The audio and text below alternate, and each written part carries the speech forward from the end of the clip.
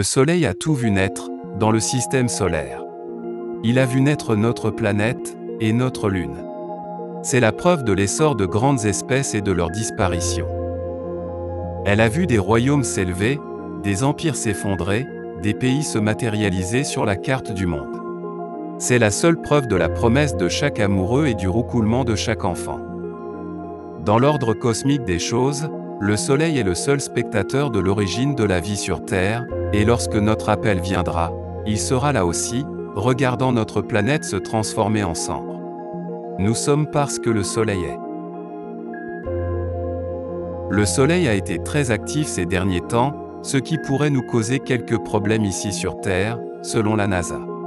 Alors que le cycle solaire n'est pas encore à son apogée, a déclaré l'agence spatiale, cette activité a déjà dépassé les prévisions. Les éruptions et éruptions solaires vont probablement augmenter d'ici 2025, alors que nous atteignons le maximum solaire, écrit Nicolas Fox, directeur de la division héliophysique de la NASA. Au cours du cycle naturel de 11 ans du Soleil, le Soleil passe de relativement calme à orageux, puis revient. À son plus actif, appelé maximum solaire, le Soleil est parsemé de taches solaires et ses pôles magnétiques s'inversent. Ce type d'activité solaire a des impacts ici sur Terre. Juste avant midi le 1er septembre, deux astronomes amateurs anglais, Richard Christopher Carrington et Richard Hodgson, ont enregistré indépendamment les premières observations d'une éruption solaire. En raison d'un effet d'éruption solaire géomagnétique, observé dans le magnétomètre de l'observatoire de Kew, et d'une tempête géomagnétique observée le jour suivant, Carrington a suspecté qu'une interaction solaire terrestre se produisait bientôt. Et, il avait raison. Le 2 septembre 1859, l'un des plus grands orages géomagnétiques, tel qu'enregistré par des magnétomètres au sol, s'est produit. Une tempête géomagnétique de niveau X, qui est 10 fois plus forte que tout ce que nous avons connu jusqu'à présent. Peut-être, jusqu'à maintenant. 163 ans plus tard, nous sommes maintenant confrontés à une autre éruption solaire de niveau X. De fortes éruptions solaires, qui sont essentiellement des rafales de rayonnement intense, pourraient également créer des risques pour la santé des astronautes, des problèmes pour les engins spatiaux et potentiellement créer des inquiétudes quant à la santé des équipages de conduite et des passagers des avions. L'événement Carrington, comme on l'appelait, était la tempête géomagnétique la plus intense de l'histoire enregistrée, furtivement du 1er au 2 septembre 1859 pendant le cycle solaire 10. Il a créé de fortes expositions aurorales qui ont été signalées dans le monde entier et ont provoqué des étincelles et même des incendies dans plusieurs stations télégraphiques. La tempête géomagnétique était très probablement le résultat d'une éjection de masse coronale du Soleil entrant en collision avec la magnétosphère terrestre. L'événement de Carrington a eu lieu quelques mois avant le maximum solaire, une période d'activité solaire élevée, du cycle solaire 10. Une tempête géomagnétique de cette ampleur se produisant aujourd'hui entraînerait des perturbations électriques généralisées, des pannes de courant et des dommages dus à des pannes prolongées du réseau électrique. Le 2 octobre 2022, le Soleil a émis une forte éruption solaire. L'Observatoire de la dynamique solaire de la NASA, qui surveille constamment le Soleil, a capturé une image de l'événement. Cette fusée s'est avérée être une fusée X1.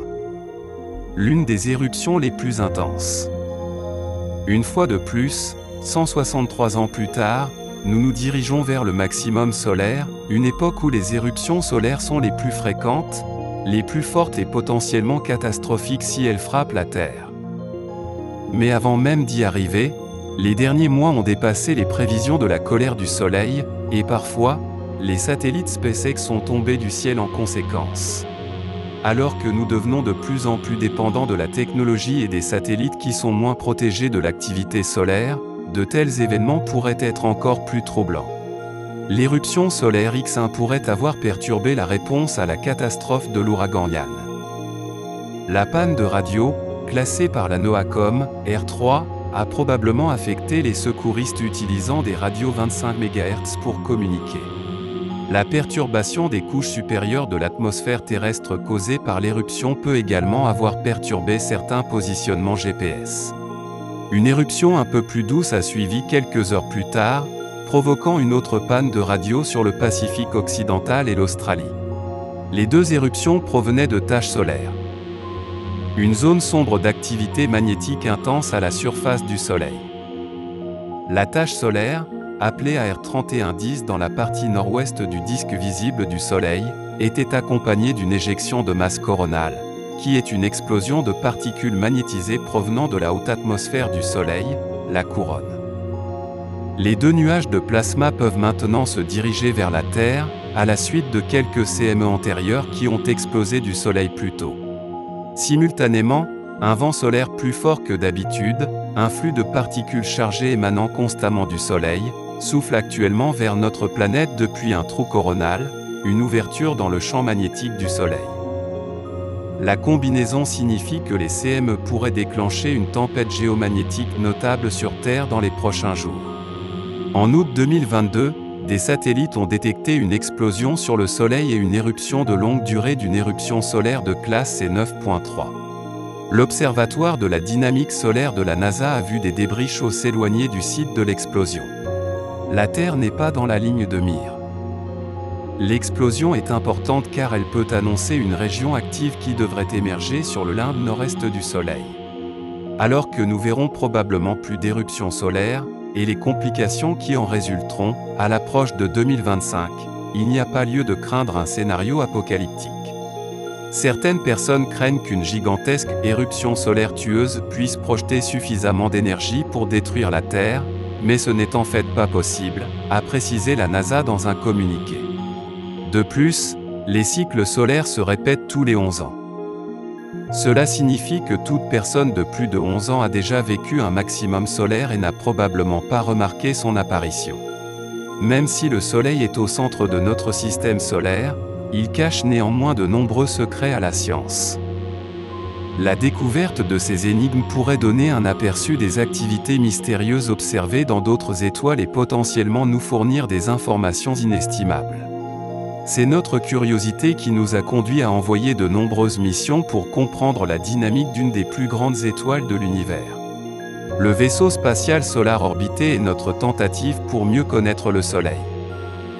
Ce vaisseau spatial est un satellite développé conjointement par l'Agence spatiale européenne et la NASA, pour observer le Soleil. Il est conçu pour obtenir des mesures détaillées de l'héliosphère du Soleil et également observer ses régions polaires. La plupart du temps, notre Soleil généralement placide fait son travail, fournissant une quantité constante et prévisible de chaleur et de lumière pour maintenir notre planète et ses habitants en vie. Mais, alors que nous entrons dans le 25e cycle solaire, les choses vont littéralement se réchauffer.